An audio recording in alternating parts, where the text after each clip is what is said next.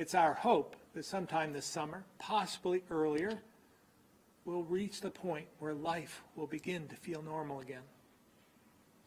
But a lot depends on how many doses of vaccine the federal government makes available and how many Vermonters choose to get vaccinated. Until then, it's up to each of us to continue doing all we can to prevent the spread of the virus. Because the fact is, we have some tough sledding ahead. It may be a difficult winter. I know how hard this is and how hard it's been, but I know we can get through it if we stick together. I'd like to close tonight with a bit of history. In late September 1918, Vermont Governor Graham received an urgent request for help from Lieutenant Governor Calvin Coolidge of Massachusetts. They were under attack from the Spanish flu, which had moved from Boston Harbor into the city and was spreading in every direction. As infections multiplied and hospitals were overwhelmed, they were in desperate need of doctors and nurses to help care for the sick. But by the time the message reached Vermont, outbreaks across our own state meant we had already put into service anyone with even the slightest bit of medical training.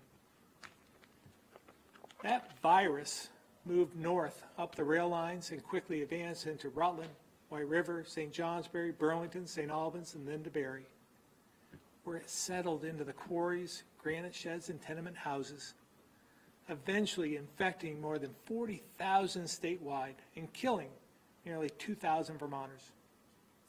As World War I carried on in Europe, as the speed of modern life accelerated and technology brought us closer than we'd ever been before, 18 years after the turn of the century, no one was ready for that global pandemic or the challenges that came with it. Not a small rural state like ours or a large cutting-edge place like Massachusetts. No one was ready. But on October 3rd, the day before the state would issue an order closing churches, theaters, schools, public meeting places, and gatherings, Governor Graham urged Vermonters to give their services and all attention to stop the sweeping spread of the Spanish flu.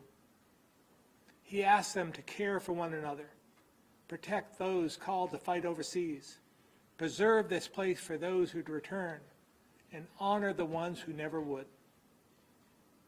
He described what Vermonters faced as an opportunity for practical patriotism in our own communities.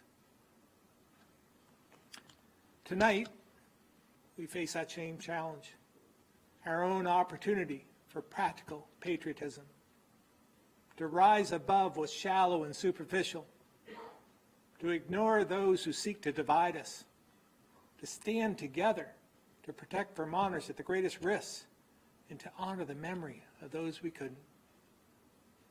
As the speed of modern life continues to accelerate, as technology brings us closer than we've ever been before, 21 years after the turn of the century, no one was ready for this pandemic either, or the struggle and sacrifice it brought with it. But as Vermonters have, each and every time history has demanded, we rise with that stubborn sense of duty and concern for one another. We rise to meet this challenge and seize the opportunities ahead. My fellow Vermonters, we will get through this. We'll have scars to show and stories to tell, but that will only make us stronger. And once more, together we will rise.